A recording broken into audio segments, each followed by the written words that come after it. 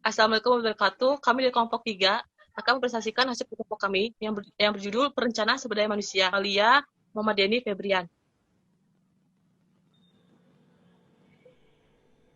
Di sini ada latar belakang, yaitu perencanaan SDM merupakan pengambilan keputusan dalam menyewa dan menempatkan serta dalam perusahaan. Perencanaan sumber daya manusia dicirikan oleh suatu keterkaitan utama antara perencanaan strategis sumber daya manusia.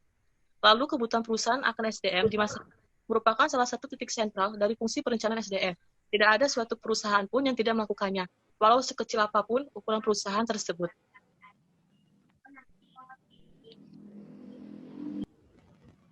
Perencanaan sumber daya manusia. Lalu yang kedua, apa sajakah faktor-faktor yang mempengaruhi perencanaan sumber daya manusia? Yang ketiga, apa saja manfaat yang dimaksud dengan asas perencanaan sumber daya manusia? Dan apa saja teori pendekatan dalam asas dengan ruang lingkup kegiatan sumber daya manusia? Untuk tujuannya yaitu yang pertama yaitu mengetahui arti perencanaan sumber daya manusianya. Yang selanjutnya nomor 2 memahami faktor-faktor sumber dayanya. Yang ketiga memahami manfaat perencanaan sumber daya manusianya. Dan yang selanjutnya mengetahui tentang asas perencanaan sumber daya manusia dan teori pendekatan dalam asas perencanaan sumber daya manusianya. Untuk yang terakhir yaitu memahami ruang lingkupnya kegiatan sumber daya manusianya. Untuk pengertian sumber daya manusianya yaitu sumber daya manusia adalah individu produktif yang bekerja sebagai penggerak suatu organisasi, baik itu di dalam institusi maupun perusahaan yang memiliki fungsi sebagai aset sehingga harus dilatih dan dikembangkan kemampuannya. Untuk perencanaan sumber daya manusianya adalah proses menentukan kebutuhan tenaga kerja yang berarti mempertemukan kebutuhan tersebut agar pelaksanaannya berinteraksi dengan rencana organisasi tersebut. Untuk faktor-faktornya yaitu lingkungan eksternal, perubahan lingkungan, kondisi sosial, politik dan hukum. C. Perubahan teknologinya.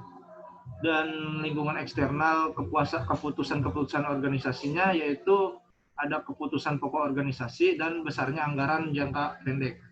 Yang ketiga adalah faktor persediaan karyawan. Untuk manfaat perencanaan sumber dayanya yaitu ada perusahaan dapat memanfaatkan sumber daya manusia yang ada dalam perusahaan secara lebih baik. Diawali dengan adanya inventarisasi dan manfaatnya yaitu promosi karyawan, peningkatan kemampuan melaksanakan tugas yang sama, dan alih wilayah kerja. Materi selanjutnya akan dibahas oleh Nida Nurawalia. Asas perencanaan sumber daya manusia. Yang pertama ada teori psikoanalitik. Manusia didorong oleh naluri yang senantiasa terbiasa keluar. Yang kedua ada teori humanistik. Proses perkembangan SDM dianggap mengikuti pola perkembangan dinamik. Yang ketiga ada teori fungsionalitas. Manusia dianggap sebagai makhluk Tuhan dengan potensi yang batas-batasannya tidak dapat kita ketahui.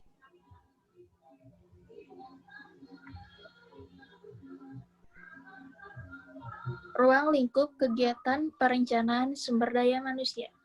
Yang pertama, memperbaiki pemanfaatan sumber daya manusia. Yang kedua, menyesuaikan aktivitas sumber daya manusia dan kebutuhan di masa depan secara efisien.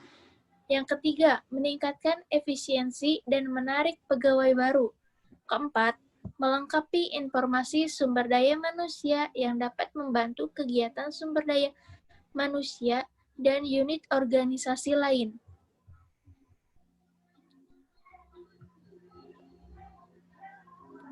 Tujuan perencanaan SDM.